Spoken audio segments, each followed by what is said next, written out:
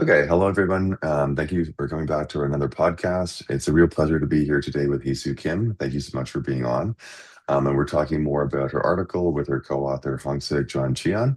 And the article is titled "Using Unfamiliar Cues to Engage Multitasking Audiences, Giving Attentional Breakthrough." So thank you again for being on. It's really great to have you. It's great to have this opportunity to talk about my article. Of course, And yeah. sure, um, just our article really handles a brief question related with multitasking era. So does media multitasking always bounce off any sort of attention for advertising or for the audiences? Probably not. We all know our attentions are selective, and our findings suggest that attention is selective, especially when advertisements are using attention-grabbing unfamiliar cues. Across our three studies, we found that using unfamiliar cues that which you do not use in daily conversation, such as sodium nitrate, PFAS, such professional jargons, can increase the curiosity from the audiences to search the meaning of the word, and it leads to their behavioral solutions, such as searching the words in their smartphones or chatting with what the words mean to their friends. Such congruent and relevant media multitasking behavior may help them to remember better about advertisement products. An interesting thing is, even during congruent media multitasking, when audiences have felt that, okay, this product is really different from the other products in the market, in that case, it rather increased their advertised memory. So overall, our finding is suggesting that for media multitasking audiences, if you're assuming that, it is really important for advertisers to consider that to match their cognitive motivation to solution that can lead to any behavioral things such as searching using their smartphones. You should make them to use their multitasking devices for your advertisement. Okay, cool. So the for those people who may not be familiar, then it sounds like the idea then is that like if we expect people to be not really paying attention as much to the advertising, that we almost want to intentionally kind of confuse them a bit to get them more Mhm. curious and to sort of engage more with the ad. Is that right? Yes, exactly. Especially when it's about professional jargons in the advertisements, we can naturally think of, okay, PFAS, that's really unfamiliar. What is it? So you can naturally grow up the curiosity or behavioral intention to connect your cognitive curiosity. So your multitasking is becoming your behavioral solution to increase ad memory. Interesting. Yeah, that's way cool. So I guess the implications for advertisers are pretty straightforward. I'm guessing on the surface, right? It's this is a technique that it sounds like they should be using. Um, what are your? I'm guessing there's more nuance to that as well too. Like, are there certain types of advertisers or certain types of situations where you think this is more appropriate, or what kind of advice do you have for advertisers who might be wanting to employ this technique? Sure, that is really, I think that is one of the most fascinating point of our findings, especially when your advertising is supposed to be located in physically distracted environments, such as TV advertisements. They usually people do not only watch TVs, they do their dishes and they listen to the advertisements. They do a lot of media multitasking or other sort of multitasking as well. In that case, you can also consider how to increase naturally pulling up their curiosity through the advertisements. And of course, out of home advertisements naturally has a lot of distractors in the physical world. So when you're assuming that your advertisement will be located on cognitively disrupting environment, you can consider how to pull up behavioral solution as their curiosity. In addition, you can also refer, if you're a practitioner for advertisements, you can also refer to our papers, thinking how your message are supposed to be. I think most of people, regardless of their age, gender, they are using their smartphones and it's so accessible to reach out multiple devices during advertisements. So you can consider how to naturally pull up their curiosity on the back of their attention. And lastly, advertisers who are considering that their products are including professional jargons can strongly refer to our finding as well. Not all messages could be easily exposure. Some messages are really needed to be precise, accurate, and really difficult to understand in the initial exposure, such as professional jargons. But you cannot deceive it through audiences that it's really an easy concept when actually it's not. Sodium nitrate, PFAS, such harmful ingredients could be an explicit example of it. So when you're guessing that your products are including such difficult concept naturally in the product, then you should find a way to pull up their behavioral motivate motives to solve the difficulty of the product, and that should be matching with solving cognitive curiosity by the multiple devices that they can access in anytime, anywhere in their lives. Yeah, I feel like we all have phones everywhere or some sort of device. Yeah. Me as well. I have multiple of it right now as well. So I'm curious. This is a really kind of interesting idea, and I'm like always interested to find out where these ideas come from. So can you tell us a bit more about, what prompted you to think of this idea? Well, I really had multiple opportunities to work with commercial advertisers or public advertisers. I usually had to have regular meetings and weekly with them. And they were all concerned about people are multitasking these days. Will they really, really catch up our messages? Will they really understand without any missing informations or false information about their products? They're always concerning about it, which is not strange at all. And when I was working as a researcher with the advertisement practitioners, I could naturally feel that they're being more sarcastic toward the audiences because they understand them so much. So, okay, this sounds really, really interesting, but it'll be coming out inefficient to our performances because everybody's doing multitasking. I know multitasking audiences are challenging for any sort of marketers or advertisers, but you really cannot ignore them. You really cannot consider people who are um, sincerely paying attention to the advertisers because your target is people who even do not pay attention to anything. They are the most natural people in the world. So I was being curious. Okay, multitasking seems really, really, really, really harmful for advertisers and to understand the advertising messages as well in terms of audiences' viewpoints.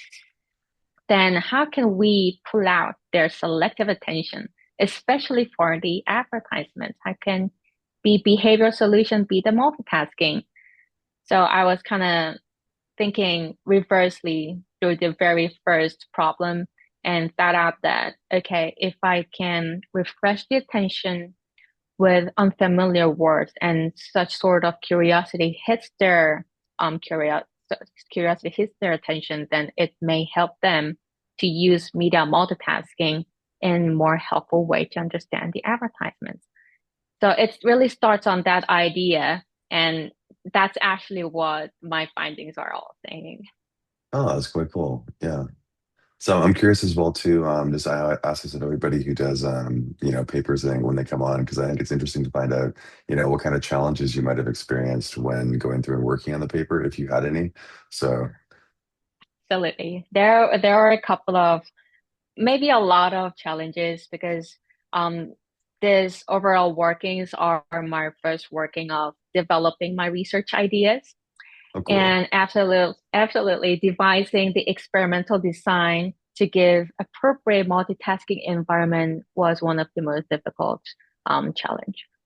To solve the challenge, I literally observed many people and try to search any research which observe people with media multitaskers and found out that regardless the age, gender, any sort of environment, smartphones, smartphones are the most loved device to media multitask. So yeah, I found a way to break through the challenge. I use smartphones to experimental design. So they basically didn't have to hardly understand what the multitasking is and what am I doing because they all know smartphones and that's my participants were always doing. So I can easily manipulate the environment appropriately. And as well as such experimental difficulty, I also had a difficulty in my confidence because not so much of research are actually premising that their participants are all multitasking or media Mm, multitasking. Most of research, not all of them, there are absolutely a great fruitful research addressing premising that everybody is media multitasking, but most of research are addressing that comparing media multitaskers versus single taskers. This is not really what I wanted to focus on for the research. I wanted to find out what could be better off even during media multitasking rather than media multitasking can be somehow better than single tasking. No, this wasn't my idea. So figuring out the literature and be myself confident that, okay, this could be really happen. Attention is selective. That was a sort of a challenge. So yeah, I just really had to study hard and keep myself in real. I wanted a real thing and it helped me to get through this idea more better. yeah, that's fantastic. Yeah, it's always definitely challenging doing a new area or a new sort of like format or some sort of manipulation as well too. So it's great that you went through and spent that time and invested that energy to get this to work. Yeah. Final Yeah. question is going through and thinking about where to next, right? So I'm guessing as you went through and have done this, that there's lots of different sort of ideas you have for where you think it's important to take a look at doing research next. So were there any of those that you think are most pressing or most important? Absolutely. So, that's really a good question. Actually, studying through media multitasking, there are numerous ways to develop this idea. First of all, our media multitasking premises that, I mean, media multitasking in this paper premises that people are being more curious, try to fill their knowledge gap, and use their media multitasking as a behavioral solution to solve their curiosity. However, not all media multitasking are coming through such motives, which is cognitive or intentional motives. Someone uses media multitasking to escape from uncomfortable experiences like psychological reactions that's quite automatical. It could be quite heuristic, which is unlikely as the dimension that I have addressed for the idea. So future research might consider that um, media multitasking driving from heuristical or really automatical motives in their mind. And furthermore, they could also use um, a little tweak on advertising recall measurement that I use in the paper, because in this paper, ad recall means how many attributes or information you remember about a single advertised product. But in real life, usually advertisers are grouped and they are supposed to be revealed during the session breaks or between the programs. Like 3 or 5 advertisements or more can be grouped. So they can Mm, tweak the ad recall measurements and try to see which sort of the brands can be more recalled or more intensely remembered through the group of advertisements. And they could use, in that case, maybe using a bunch of unfamiliar or difficult jargons may not work. You should have to consider the combination with the before and after advertisements for the participants. That will be really interesting and necessary for the field.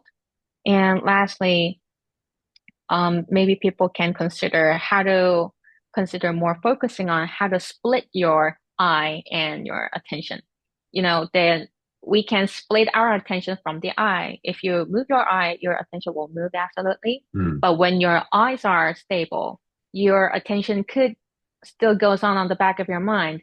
That's why people are loving to listening radios and putting on the TVs when they're right. washing dishes You can be more practical or generalizable experiences. You can applicate as your research idea to look through and be closer to real audiences' behaviors in their daily lives. Awesome. Yeah, lots of cool ideas, and I think definitely the context would likely have an effect as well too. Thank you so Yeah. much. It's really important because I also observe myself every day that doing multitasking, I couldn't really stand alone and give my full attention to something. It's getting more severe in these days. Yeah, it's very true. Yeah, I've actually heard that with Netflix and things like that, that the streamers are actually giving advice now to change up how TV shows and movies are done so that, like people don't have to actually be giving their full attention for it to still make sense, which is kind of interesting. It's changing even TV and film. Exactly. And some people are using media multitasking or intentionally splitting their attention. They think it's a refresh and a good experience. This is also a really interesting phenomenon in this world. Oh, that's cool. Yeah. Well, thank you so much for coming on, Heesoo, and talking more about your article. We really appreciate it. Thank you for having me and giving me such great opportunity. It was really a fun time. Thank you. Yeah. And for those who are interested, it came out in the December 2025 issue of the Journal of Advertising Research. And again, it's called Using Unfamiliar Cues to Engage Multitasking Audiences, Giving Attentional Breakthrough. And it's co authored with Hongsik John Cheon as well. So thank you again, Heesoo. Hope to have you submit Thank more stuff to you. JER soon. Thank you so much. Have a great rest of the day and be interested in my research article. Of course.